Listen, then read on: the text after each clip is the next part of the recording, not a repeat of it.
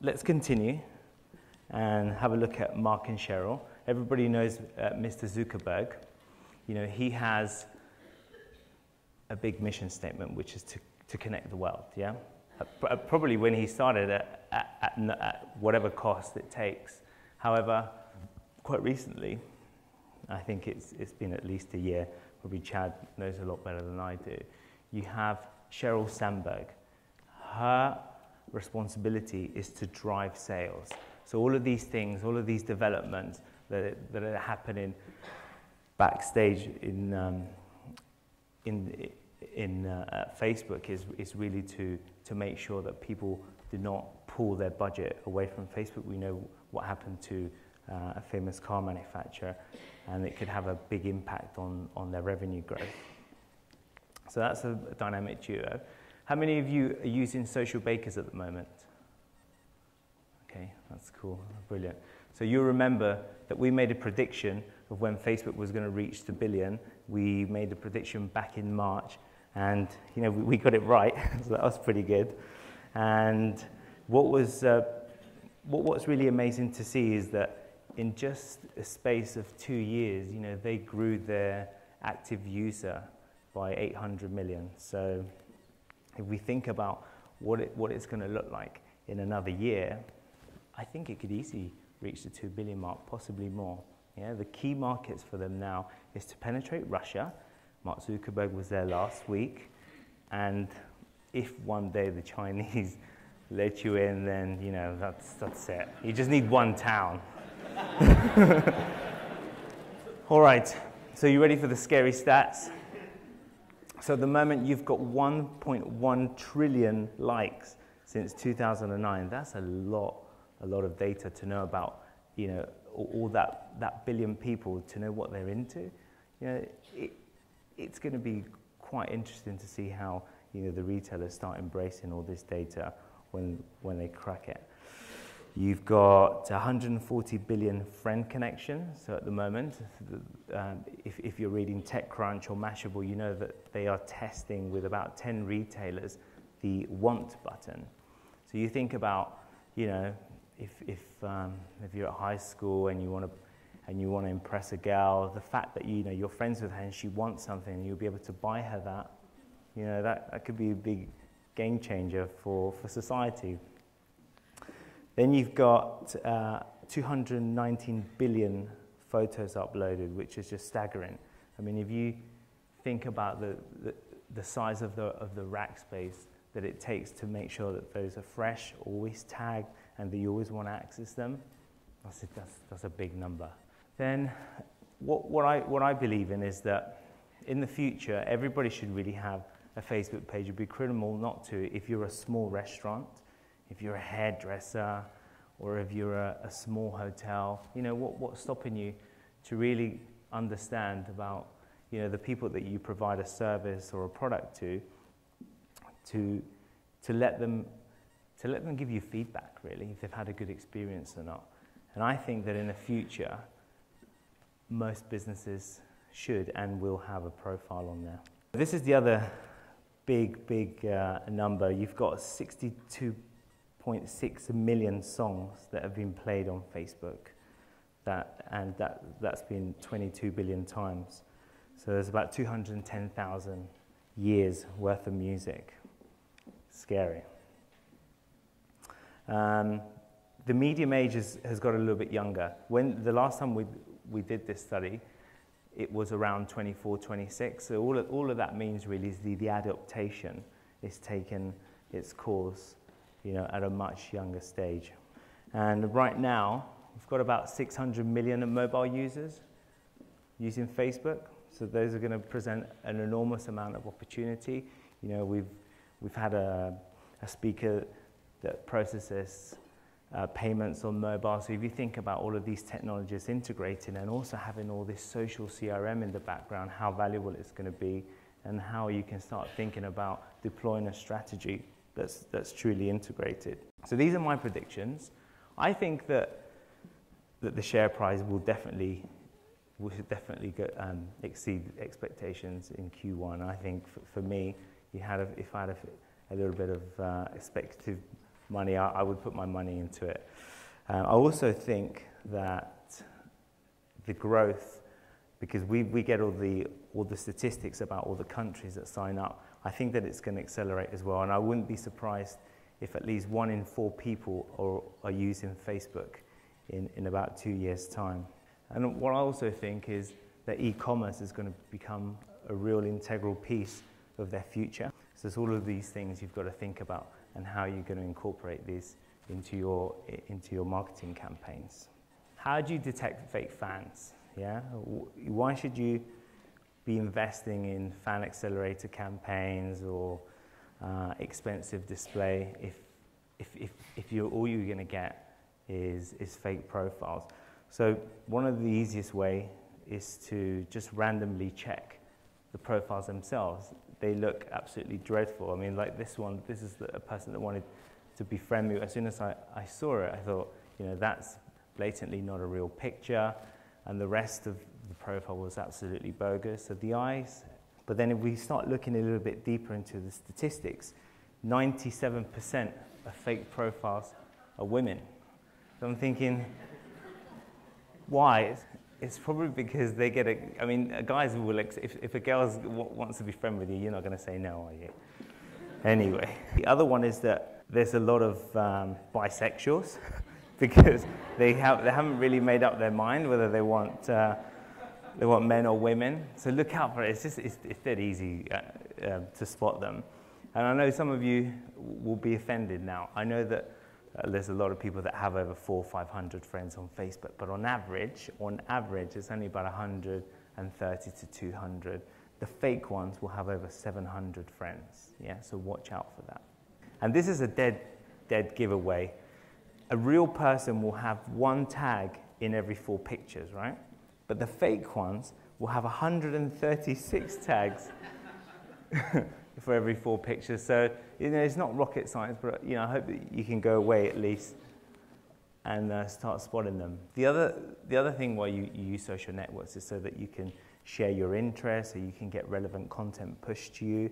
On a fake fans, they hardly ever update their status. And finally, they never state any entertainment interest either, whereas, a normal person, 77% of us will at least list, 12 different entertainment interests. A fake profile will not. So now you know, and you've been warned. I just wanted to show at least, a video. All of these actually did drive really good sales. So I know a lot of you have seen the Tipex one, but do you want to see the Dirt Devil one? Yeah? It's a lot of fun. Let's roll the Dirt Devil. Come on, mate. Come on, mate. Okay, we'll do this one. We'll do Tipex. Just tell me you didn't talk with that chick the other night. I'm sure you did.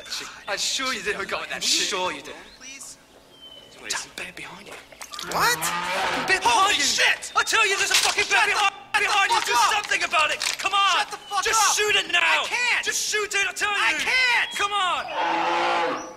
So you decide, whether you want to shoot it or not. Do you want to shoot it? You don't want to shoot it? Shoot it. Oh, they want to shoot it. They want to shoot it. Shoot this bear, come on! I can't! Just shoot it! Hey! I don't want to shoot this bear.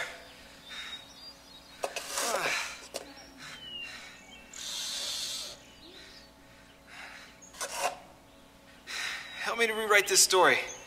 Type anything you want with your keyboard. Then enjoy. I know Portugal's a football nation, so let's just play football. Yeah, let's do it. So this is it's just an example. A lot of you have seen it, but it's a great way to be creative. It's amazing. There's like 100 derivatives. Here we go. All right.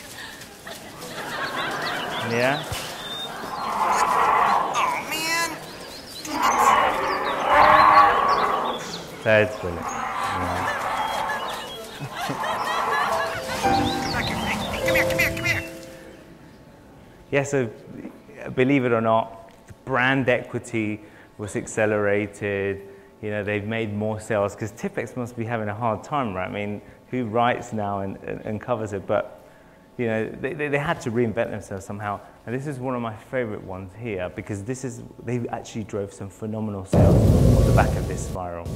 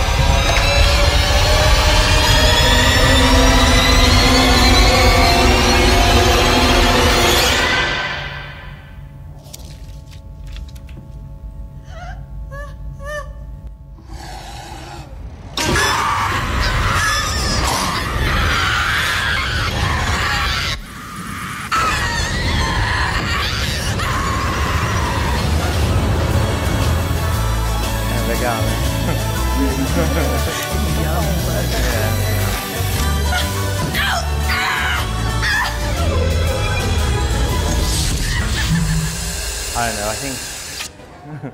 I think Hoover ended up buying them and they made like $20 million. So it's great. This is why I love this industry. You can be really creative, have a lot of fun with it. So let's get back to the stats, yeah? Because that's what we're really good at.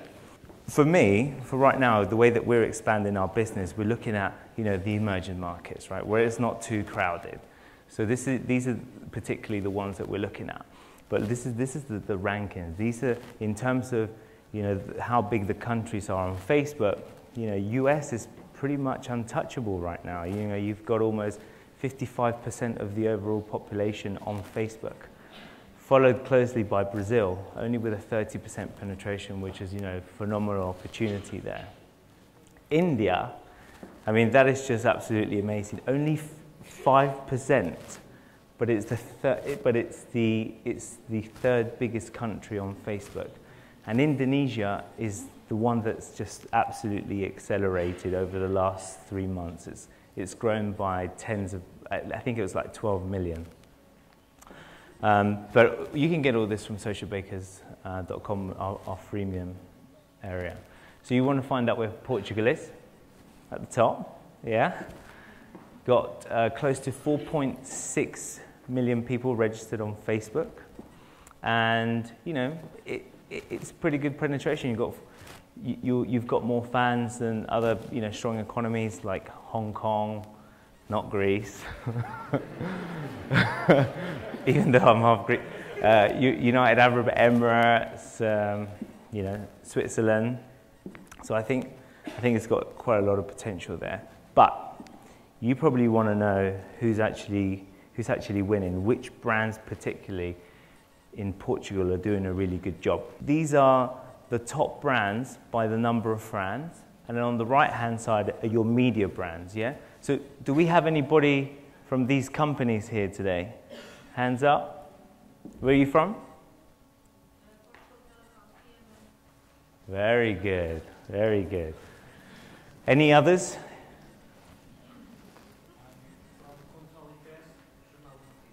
Very nice, okay. Vodafone, huh? Okay. So these are in thousands. So at the moment, Nike is leading the way in terms of number of fans, and this is a good achievement. But you know, is what Chad was touching on before is, okay, you have all of these fans, but do you have any groundswell in interactions with your community? And these for me are the winners. Yeah, these are the brands that last month generated the most amount of engagement. And now Chad's told you why it's important to have engagement, because you are fighting for the newsfeed space, yeah? So I was in the car with Federico yesterday and I said, who the hell, what museum is this? What do they have in there? Was it like a sex museum or something? Because, I mean, that is some engagement. It is truly amazing. Serra da Estrella, I think that is the tourism board, right? That's fantastic. It's like half of their community interacted with them. So really, really good job. And then, I know we have somebody here from Mercedes. They're probably not going to put their hand up. But, you know, it's good to see that there are that there are automotive companies in there. It's a nice mixture. So I can share this with you, but I hope you find it. At least you know who to have the conversations with, because these are the guys that are doing really, really good content and getting good engagement rate on the back of it. So 2 months ago at Le Web London, my CEO Jan Rezab, he launched a new industry standard which is called socially devoted. Socially devoted means the energy and the time you spend in responding to questions, yeah? So it's looking at almost like social, taking it to 2.0, it's treating the channel as a social customer service platform. And these are the brands right now that are leading in Portugal, yeah? I'm going to talk about some of the global stats, but just for last month, out of the 274 questions that TAP received on their wall, they replied to 95% of them. It will be interesting to see what their response time was, and whoever has access to Social Bakers Analytics, you can actually see whether that's taken 20 minutes or 20 hours. And then you have some other really good stats here, like Vodafone Portugal, out of the 172 requests, they've almost answered all of them. So it's really, really great work. If you want to know what the industry is right now, it takes on average 28 hours to get back to anyone.